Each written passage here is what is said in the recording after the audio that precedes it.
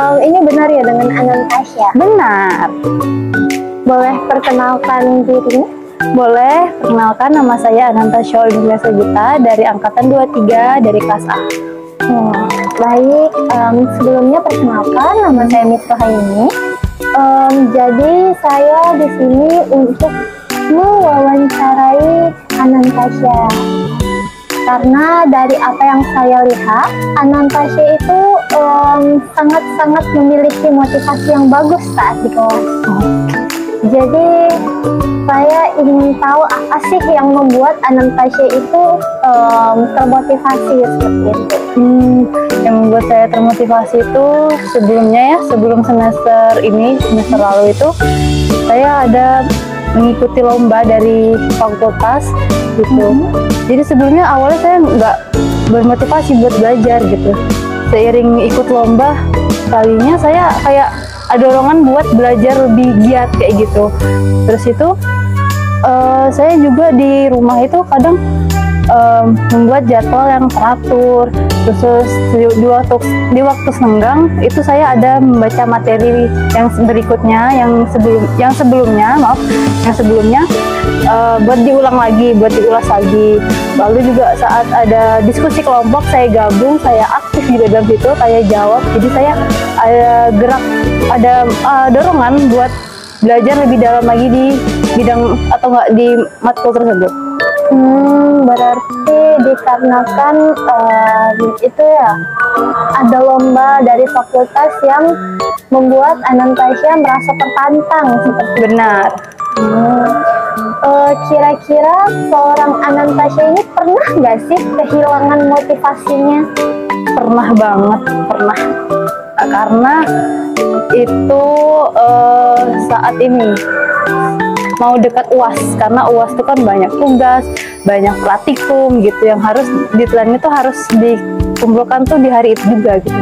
Jadinya terganggu, terus buat belajar lagi tuh nggak bisa fokus gitu. Jadi solusinya waktu saya mau memfokuskan diri untuk belajar, itu saya membuat belajar tuh menjadi menyenangkan, seperti belajar sambil mendengarkan musik favorit saya, jadinya lebih menyenangkan gitu, jadinya lebih have fun buat belajar lagi. Baik, seperti itu berarti membuat mode belajar yang baru. Benar. Baik, selanjutnya kira-kira pernah nggak sih Tasya merasa kesulitan dalam belajar? Pernah. Kira-kira kesulitan apa tuh yang Tasya rasain? Dan apa sih yang membuat Tasya bisa termotivasi lagi? Kalau kesulitannya sih materinya yang kurang masuk, kadang Zoom kan pasti nggak fokus ya, jadinya sulit masuk materi gitu. Terus tuh cara mengatasinya itu saya minta bantuan dari kakak tingkat atau teman-teman yang lebih paham materi tersebut. Selain mengandalkan mereka, saya juga mencari sendiri kayak jurnal, buku, atau video-video YouTube gitu, video edukasi. Nah, selain itu, saya juga dapat dukungan dari internal gitu, dari orang sekitar juga, eksternal, internal. Jadi saya bisa selesaiin masalah dan bisa mendapatkan nilai tinggi. Berarti motivasinya itu dari eksternal dan internal yang mendukung. Benar. Oke. Tasya kan senang belajar nih. Kira-kira apa sih yang Tasya rasakan ketika Tasya sudah mencapai tujuan belajar Tasya itu sendiri?